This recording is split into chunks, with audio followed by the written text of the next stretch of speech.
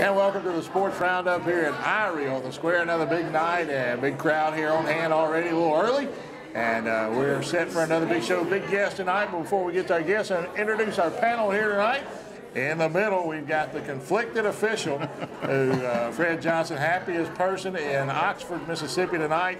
He's got his computer here, going to keep up with the NFL lockout. Want to play some football? It's about time, isn't it? What, 132 days. Today's the biggest shopping day of the year. All these players' wives and girlfriends going out buying those rings, man. I mean, it's a big shopping day of the year because they finally know that a check's coming in sometime. Now, Fred, you really didn't ever think they were going to miss a game, did you? Oh, I know they didn't. I mean, I'm a fantasy football person. I mean, we've already had our draft. We were ready. So a lot of teams are behind us. Down on the end tonight, the color analyst for the Lafayette Commodores and the Northwest Rangers is Keith Patterson. Keith's also an official, so Keith, glad to have you back from Florida. Yeah, it's good to be back in Oxford. I obviously had a great time in Florida, got a lot of sun, had a good time, but glad the NFL lockout's over. Not like Fred. You'd almost think it's Fred's birthday and Christmas all rolled into one.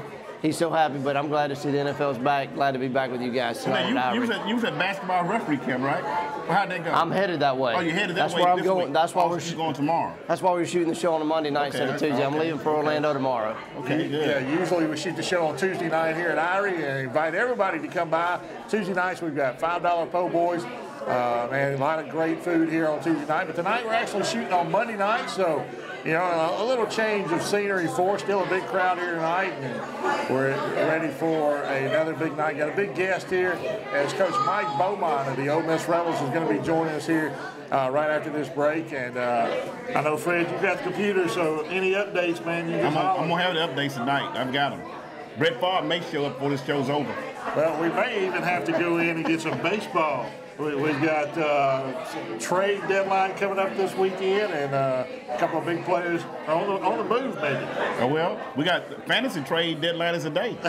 So I've got a couple of players I need to see if I can get moved before 9 o'clock tonight. Well, the problem with your team is you're so far down in the rankings, nobody can trade with you. Be up for next year. Be up for next year. Let's not talk about rankings. Yeah, 15 out of 15. I don't even know if you're still playing. Is he on the radar? Well, we're going to take a break. We're at Erie on the Square here, and invite you to come by and join us and taste some great food here from Erie. We're going to take a break. We'll be back with Coach Mike Beaumont right after this. More Sports Roundup from Erie on the Square right after this. The letter X. It's one tough letter, and the only one that stands for something. It's the mark of the unknown factor, the spot of the buried treasure, the model of rugged beauty. But what really sets it apart is its power to multiply everything.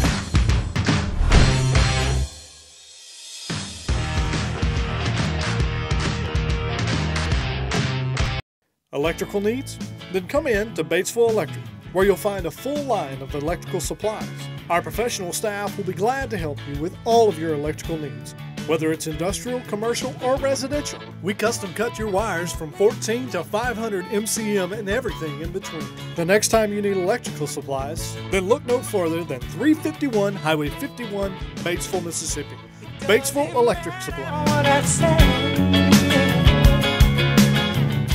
For over 25 years, property owners and lawn care professionals have been turning to one mower. Dave and I have been using these mowers on our properties for years. You got that right, Harold.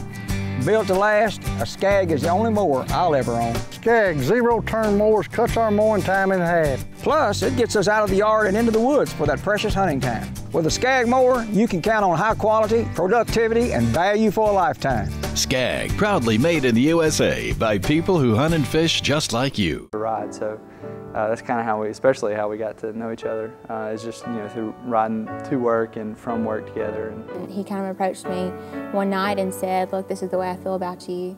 And so that's kind of how the whole process began. The way kind of we went about it was I prayed about it for a little bit, just because I thought it was important to have her dad, you know, as a part of our relationship. And so I went and talked to her dad about some things. And then we prayed about it again for about another week. And then he went and talked to my dad again. We sat down and had a little bit of a 2-week kind of sit down, pray about it, think about it, and kind of did that for about 2 weeks. Ben would always take me on theme dates. Like they were never just a boring date. And our first date, we went to a restaurant in Jackson called Frattesi's. He's Italian, and he got it to go, and he took me to a park that was nearby, and I had a little picnic set up out there kind of at night, and we just hung out there.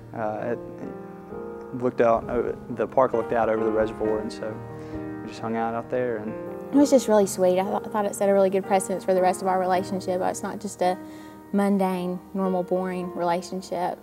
So that was our first date. And welcome back to the Sports Roundup now, and we're joined by our special guest we talked about, Coach Michael Beaumont. Coach, good to have you here tonight. Well, I appreciate you guys inviting me out. I want to talk a little bit about you are the director of football operations, and for some of us that don't really understand what that job entails, which some of us do, but kind of explain to the everyday person out there what that job is. I'll tell you, everything that's not X's and O's comes through my office. Now, with that being said, don't confuse the job with the person. I'm surrounded by a lot of great people who do a lot of work with me and for me. And then obviously there are a couple that make sure that they tell me what to do, because part of being the director of football operations, I answer to the head football coach. So anything that he needs done, he has to get done. He has a way and things that he wants done and how he wants it done and what time he wants it done, and we all tend to follow those orders pretty good. You're from Arkansas State. Yes, sir. Of course, everybody knows I'm originally from Arkansas too, so I don't hold that against me. No question.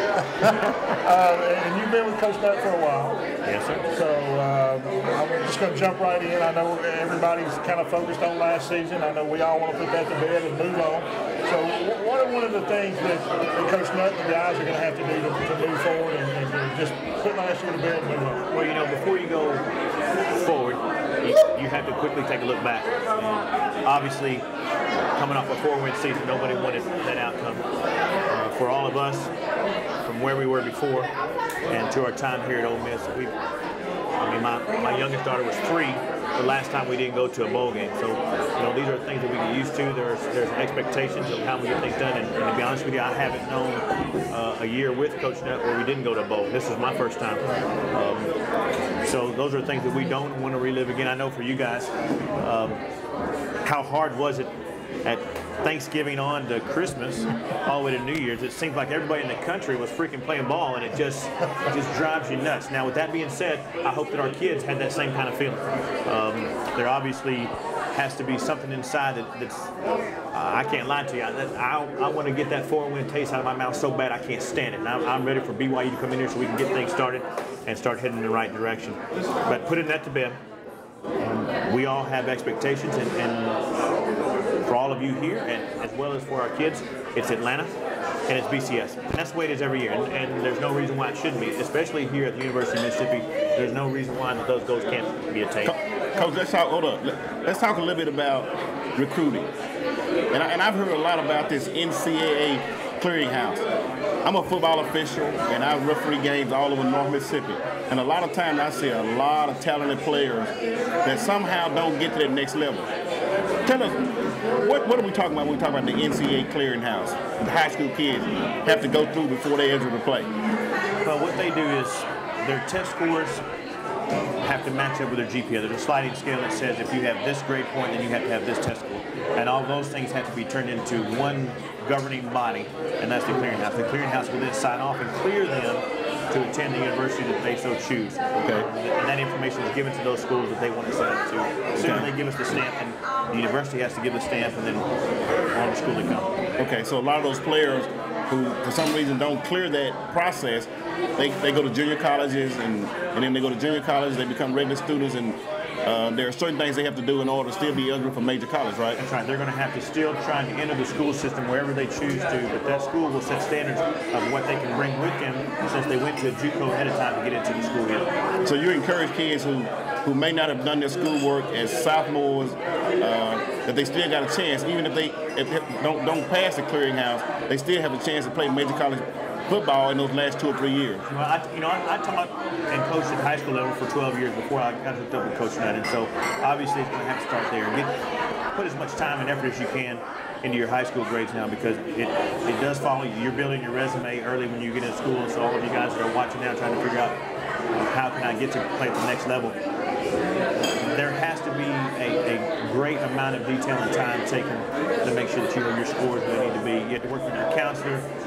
put the effort from 9th grade on, make sure you get all your core taken care of, you get all your classes taken care of, and then that way you have the tools needed to go into college. If it can't happen that way, and you do choose to go to a JUCO, that's not a bad deal at all, because what happens is, for us, that's 2 years of maturity. You get a chance to grow up, you learn the game a little bit, instead of, hey, you go out there as an 18-year-old in the SEC, those are men out there. There's men, I agree. You'd rather have a kid who can come in as a junior, who's now a little more mature, who's been around the game, knows what it's like when lights are on Saturday, instead of someone who's coming out there after playing Friday night ball and then walks into Tuscaloosa on a Saturday. It's a different ball game, and those kids have to get used to it. So when you guys watch TV and you see a kid that's playing on Saturday as a freshman, that's a mature, special individual right there. You know, Coach, I want to continue to go back a little bit further. We all want to examine 1 year in a staff in a season. But after the season, tell me where you think Coach Nutt, his staff, and all you guys are after being here for 3 years. Is it where you thought you would be? Are you headed in the direction you want to go? You know, when you go back-to-back Cotton Bowls, something that hasn't happened at Ole Miss in 50 years, we had back-to-back January 1 or better. We kind of put ourselves there where, like, this is the bar that we set, and this is how we want to go, and this is the things that we all expect can happen here at the University of Mississippi. And then you have a setback year, you know, you have to look at it, I guess, with a grain of salt, knowing that there may be some down times, but for us, a downtime is 6 games. I mean, that's a down season for us. And that's the way we want our kids to think, that's the way we want the community to think, that's the way we want the school to think, that's the way the state of Mississippi should think.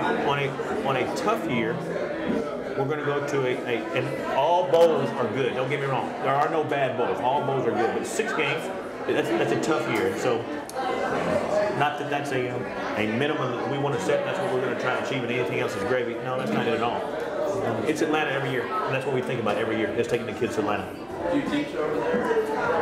Let's take a look at something real quick that's kind of going on in the news now. You look at Ohio State, you look at LSU just last week, and a lot of compliance issues, and a lot of that's from alumni. Sure. And you've got a television camera right here. If there's something that you can tell the alumni what they can do, what they can't do, I know compliance is probably not one of your major issues, but it's something that people need to understand what they can and can't do with the student athlete. You know, the world now has come to so many rules and policies and procedures that everybody has to follow, and all of which I don't agree with. But there's rules that are set and rules that we have to abide by. Now, sometimes those rules are set out there, it seems like to us they're daring us to break them, because there are certain things that we want to do. You know, if a high school calls me and says, hey, I'm trying to raise money for Letterman jacket because a lot of my kids don't have the money to buy a Letterman jacket, and we want to bring that pride back, and I want to buy Letterman jackets for all of my kids. If they do what they're supposed to do right in school, they put in the time and the effort, I want them to wear a school Letterman jacket. Coach, can you send me a football with your staff signature on it? I can't do that, because that ball is going to go and raise money. It's going to benefit a kid who's in the 9th grade or a recruitable athlete, and I can't do that by the rule. Now, is that wrong? I think that's wrong. I think there are things that we should do.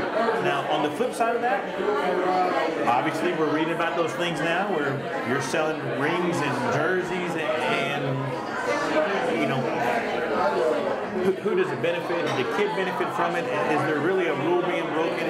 But I guess there is a rule being broken. There's a rule being broken, but there's so much. There's so many rules out there. If you guys haven't seen that manual, that's what we talked about. Yeah, we talked about it recently when I said that all those guys who make those rules, those egghead with the wire rim glasses, who probably never played a game of football, out there making rules that govern these young kids. And a lot of these kids, you know, I learned a long time ago that everybody is not going to be smart. There are going to be some people going to have to make it just on their physical capability. And a lot of times we eliminate a lot of athletes because of that. And I think somewhere along the line, we got to go back and relook at that, because, you know, we always got to have somebody in the ditches